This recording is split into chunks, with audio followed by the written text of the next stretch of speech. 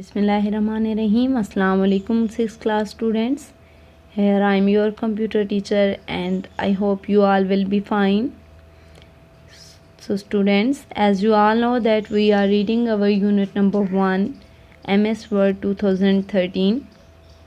So kindly open your computer books and open page number 12.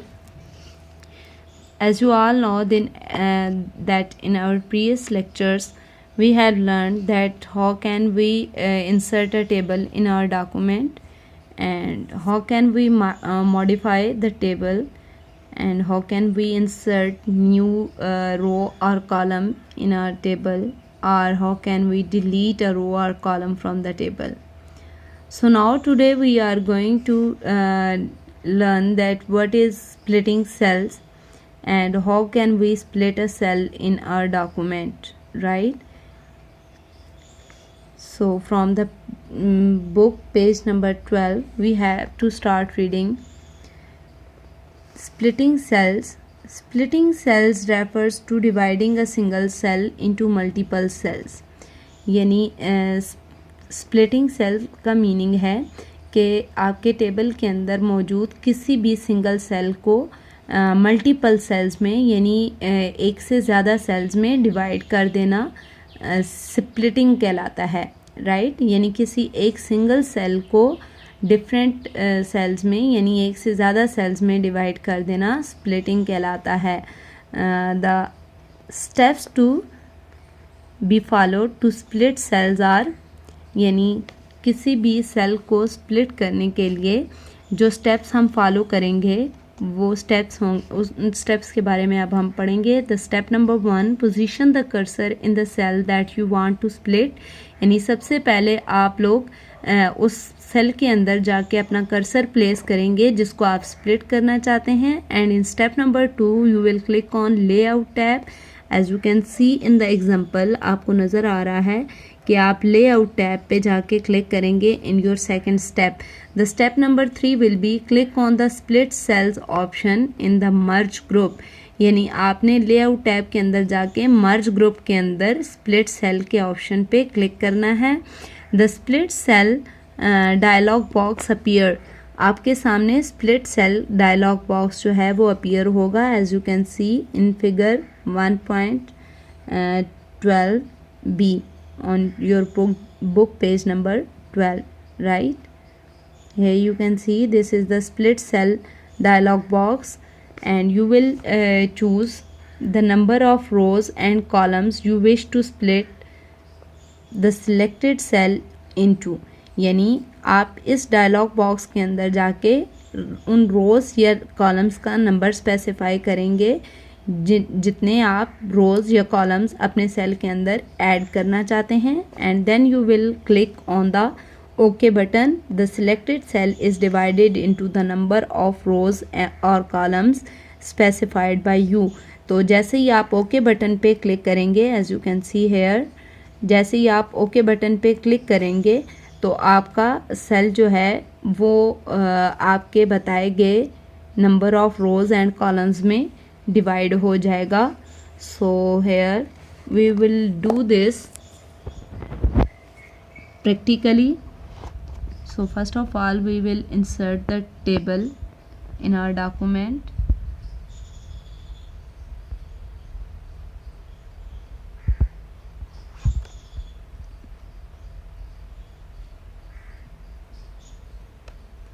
Here I have inserted the table with 3 rows and 3 columns, right? So now first of all I will resize the table so that you can easily understand that how can we split a cell. I am going to split this cell, the center one. So I will place the cursor in this cell first of all, and then I will move to the layout tab from ribbon, right? Here you can see this is the layout tab. So I will click on this tab. आपको नज़र आ रहा है कि आपका ribbon जो है वो लेआउट टैब का अपीयर हो चुका है आपकी स्क्रीन पे. So now we have to move to the merge group. आपको यहाँ पे मर्ज ग्रुप नज़र आ रहा है, right? Here this is the merge group and this one option is split cells, right? So I am going to click on this option, which is split cell option. So I will click on this option and here you can see this is the split cell dialog box appeared on the screen. आपको नज़र आ रहा है. Now we have to specify the number of rows or columns that we want to inserted in our cell. So I am going to type the number of column 3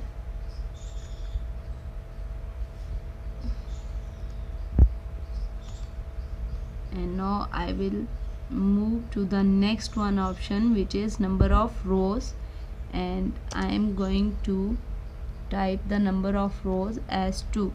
सो हमने यहाँ पे specify कर दिए हैं number of columns and rows and now we will click on okay button. और अब आपको अपनी स्क्रीन पे नज़र आ सकता है कि जिस सेल के अंदर हमने कर्सर प्लेस किया था वो सेल हमारा 3 कॉलम्स एंड 2 रोज के अंदर डिवाइड हो चुका है. हेयर यू कैन सी ये जो ब्लू लाइंस आपको नज़र आ रही हैं ये रोज हैं, प्लस ये वर्टिकल लाइंस हमारे कॉलम्स हैं, राइट? तो आप देख सकते हैं कि ये हमारे दी गई इंस्ट्रक्शन के मुताबिक 3 कॉलम्स इंसर्ट हो चुके हैं इस सेल के अंदर और 2 रोज, ठीक है? यानी हमारा ये सेल स्प्लिट हो चुका है. So now we will move to the page number 13 and we'll read about the next option, which is merging cells. So merging cell is the opposite of splitting cells.